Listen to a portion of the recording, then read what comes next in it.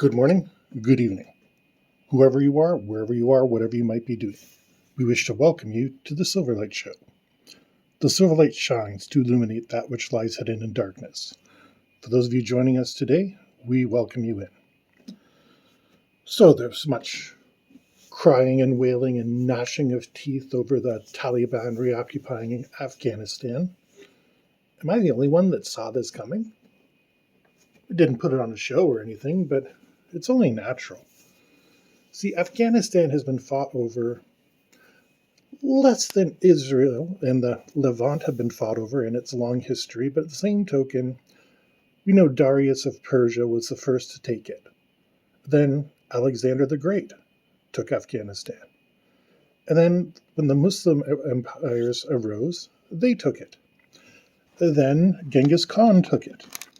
And then Timur the Great, who, even though he was a Muslim, he saw himself as a descendant of Genghis Khan. He took it. And then, once again, the Muslim armies took it over. I can't remember the dynasty that ruled India and that whole place. They took it. And then the British took it. And the Soviets tried to invade in 1929, 1930, and 1979.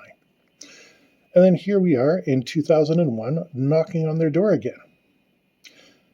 The Afghanistani people have learned one of the ultimate rules of survival, which is go with the flow. They're not under there being happy the Taliban is back, and indeed most of them are trying to flee. But they realize when the Taliban comes walking down the street, it's better to just say, hey, how's it going? Here's some food, and hope they go on their way and don't do anything else. In this respect, the people of Afghanistan are no different than anybody else in the entire world. Most of Germany did not agree with the Nazi Party in World War II, but they didn't really have a choice. When all your neighbors are having parties and parades and stuff, it's obvious when you're not joining them, and you only have excuses for so long. Maybe one or two parades you can say, I'm not there because my cat was giving birth, or whatever excuse you have, but sooner or later they're going to say, oh, you have to be there on Saturday. Clear your calendar, no excuses, you have to be there. Whether you're in World War II Germany, whether you're in Afghanistan, or whether you're in a red state when the 45th president was in office. People are prone to go along with peer pressure, even when the peer pressure is really just you trying not to get in trouble with somebody else. It was destined to happen. The United States was going to pull out. It's been talked about since the Obama administration, and plans were set in place. And you knew sooner or later the Taliban was going to try to retake everything. There is a resistance movement. It's alive and well, and I suspect it will be very well supplied from airborne drops, and quite possibly air support, because that you can do relatively cheaply as opposed to establishing bases and keeping troops and all the other things that go along with that. But the fact is, realistically, unless you have plans to conquer an area and keep it under your thumb, no one has ever really gone in and successfully established a brand new government, with the exception of religions. That's the only way you can really establish a whole new country. I mean, Rome was going along fairly well with its gods and goddesses, and somehow, for reasons I don't understand to this day, you had cults like the cult of Dionysius, the cult of Ishtar, all these interesting cults that had, quite frankly, fantastic rituals. I mean, who doesn't want to get told it's a good thing to get drunk and go out and party for a couple days every month? The Dionysian religion and the Dionysian mysteries, as compared to the original Christians, who were very down to earth, and you shouldn't be getting drunk, you should be paying attention to God, and etc., etc. I can understand that holding water with the people in the Levant, who were used to having a quasi-monotheistic idea. But to the Romans, it's very interesting, even though it took them about 400 years, but it's very interesting they decided that was the religion that they wanted to follow. The Romans aren't known for restraint. The Romans aren't known for being highly obedient and, all the exacting laws that early Christianity had. But that's what happened. A new religion came along, Christianity, and the Roman Empire all went along with it. Some areas, like Britain and Scotland and Germany, did manage to keep their native traditions for a bit, but eventually Christianity conquered them within about the next 1,000 years. And in that time, too, you have Islam rising up. Islam conquered areas that were previously Christian because they were also monotheistic, and they were able to say, hey, look at our scripture. And once again, in both the case of Christianity and Islam, it is much easier to go with the flow than it is to try to be the lone pagan holdout. And in some cases, it can get quite dangerous to be that lone pagan holdout. That's where you get witch trials. That's where you get people getting persecuted. That's where you get people disappearing in the middle of the night and being told it's God's will or Allah's will. It's not. It's people's will. God exists, Allah exists, I believe in a creator. Silverlight wholly endorses religion, but just not in its current form. That might be a heretical thing to say, but there is a creator in the universe, and probably that creator wants us to be kind to each other. But we have free will, and it's our free will to go along with whatever local person comes along and says, you're now going to follow the teachings of David Koresh. I'm just picking on somebody that a lot of people might know. That was the man in charge at the Waco massacre, way back in the 1990s. He had quite a following behind him, ones that were willing to risk their lives for him. And why? Because they thought they were doing what was right. And when every Tom, Dick, and Harry around you is going on with it, even if you have a nagging doubt, it's quite likely you're just going to go along with what seems to be right because everybody else is doing it. In Afghanistan, when they're all technically part of the same religion, there's different sects. Islam, like Christianity, like Judaism, like any Buddhism, everywhere else, has their own individual sects. And they follow the same basic ideas, but they have their own local interpretations. The Taliban is a rather extreme sect. It has a very extreme set of interpretations. And I found it interesting. They said that they were going to offer to protect women's rights, and then I realized what they mean is they're not going to purposely kill women and children. Unlike ISIS. Oh yeah, remember them, the Islamic State?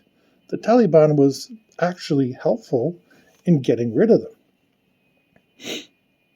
And now the United States is going, it's literally like Star Wars, where the Taliban are the rebels and the United States is the evil empire, because the United States is employing robots, drones, superior technology, warships, all sorts of crazy things.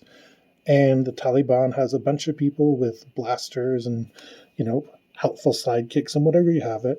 So from their perspective, we are the empire. We are the bad guys.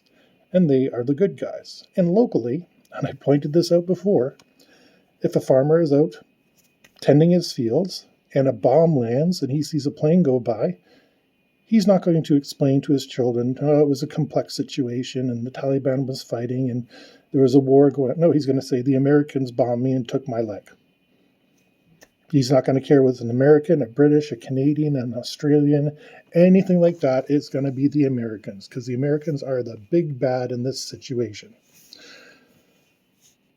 From their perspective. Remember, this is all a point of view. We invaded Afghanistan back in 2001, supposedly to hunt down bin Laden. Remember the curveball? He was in Pakistan the whole time. Pakistan, our supposed allies. He was in their backyard, and they didn't even know it, which is curious because the Pakistan intelligence force is actually really good. Pakistani people are smart, and they do wonderful things. But in this case, the most wanted person was hiding out in their backyard, and they didn't even know it, or they told us that they didn't. So we've spent 20 years, The United States has spent $188 billion in trying to rebuild Afghanistan. And for what? So we could have this glorious moment of trying to pull out and having to evacuate all the people that helped us out. Again, perfectly easy to understand when you look at it from the right point of view. And the right point of view is not the Taliban point of view, it's not the US point of view, it's not the loyalist Afghanistani point of view, it's the point of view of ultimate practicality.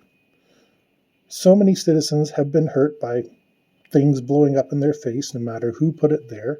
So many people have seen the United States and Canadian and British troops come in, put a gun to the back of their head and say, "You're coming with us or else." That's what they've seen. Again, Star Wars, the evil empire.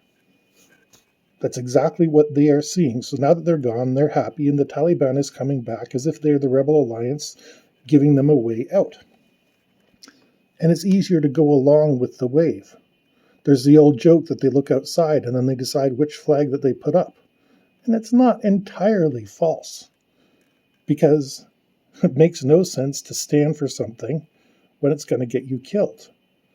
What's the old song? Teach the quietly so one day they can rise and stand up while we sit still. Can you feel them coming?